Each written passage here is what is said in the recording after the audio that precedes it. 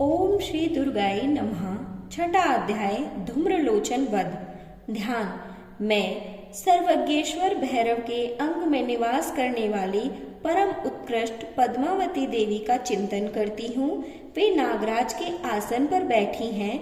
नागों के फनों में सुशोभित होने वाली मणियों की विशाल माला से उनकी देहलता उद्भासित हो रही है। सूर्य के समान उनका तेज है। 3 नेत्र उनकी शोभा बढ़ा रहे हैं। वे हाथों में माला, कुंभ, कृपाल और कमल लिए हुए हैं तथा उनके मस्तक में अर्धचंद्र का मुकुट सुशोभित है। ऋषि कहते हैं, देवी का यह कथन सुनकर दूत को बड़ा क्रोध हुआ और उसने दैत्यराज के पास जाकर सब समाचार विस्तार पूर्वक कह सुनाया। दूत के उस वचन को सुनकर दैत्यराज कुपित हो उठा और दैत्य सेनापति धूम्रलोचन से बोला, धूम्रलोचन, तुम शीघ्र अपनी सेना साथ लेकर जाओ और उस दुष्टा के केस पकड़कर घसीटते हुए उसे बलपूर्वक यहाँ ले आओ। उसकी रक्षा करने के लिए यदि कोई दूसरा खड़ा हो तो वह देवता, यक्ष अथवा गंधर्व ही क्यों ना हो, उसे मार डालना। ऋषि कहते हैं, शुंभ के इस प्रकार आज्ञा देने पर वह धूम्रलोचन दैत्य 60,000 असुरों की सेना लेकर वहां से तुरंत चल दिया। वहां पहुंचकर उसने हिमालय पर रहने वाली देवी को देखा और ललकार कर कहा, अरे तू शुंभ के पास चल। यदि इस समय प्रसन्नता पूर्वक मेरे स्वामी के समीप नहीं चलेगी तो मैं बलपूर्वक झोंटा पकड़कर घसीटते हुए तुझे ले चलूंगा।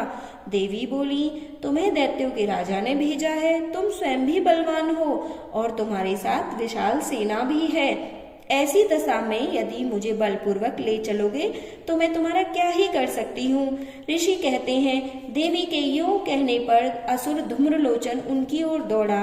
तब अंबिका ने हुंकार शब्द के उच्चारण मात्र से ही उसे भस्म कर दिया। फिर तो क्रोध में भरी हुई दैत्यों की विशाल सेना और अंबिका ने एक दूसरे पर तीखे शायकों, शक्तियों तथा फरसों की वर्षा आरंभ कर दी। इतने में ही देवी का वाहन सिंह क्रोध में भरकर भयंकर गर्जना करके गर्दन के बालों को हिलाता हुआ असुरों की सेना पर कूद पड़ा। उसने उन दैत्यों को पंजों की मार से, कितनों को अपने जबड़ों से और कितने ही महादैत्यों को पटककर होठ की दाढ़ों से घायल करके मार डाला। उस सिंह ने अपने नखों से कितनों के पेट फाड़ डाले और थप्पड़ मारकर कितनों के सिर धड़ से अलग कर दिए, कितनों की भुजाएं और मस्तक काट डाले तथा अपनी गर्दन के बाल हिलाते हुए उसने दूसरे दैत्यों के पेट फाड़कर उनका रक्त चूस लिया। अत्यंत क्रोध में भरे हुए देवी के वाहन उस महाबली सिंह ने क्षण भर में ही असुरों की सारी सेना का संहार कर डाला। शुंभ ने जब यह सुना तो कि देवी ने धूम्रलोचन असुर को मार डाला तथा उसके सिंह ने सारी सेना का सफाया कर डाला, तब दैत्यराज को बड़ा क्रोध हुआ।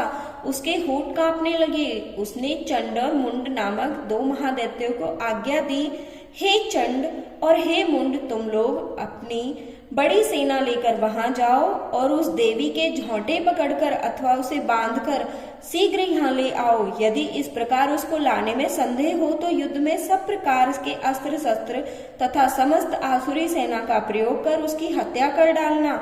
उस दुष्टा की हत्या हो जाने और सिंह के भी मारे जाने पर उस अंबिका को बांधकर साथ ले शीघ्र ही लौट आना। इस प्रकार श्री मार्कंडेय पुराण में सार्वजनिक मनवंतर की कथा के अंतर्गत देवी महात्म्य में धूम्रलोचन वध नामक छठा अध्याय पूरा हुआ।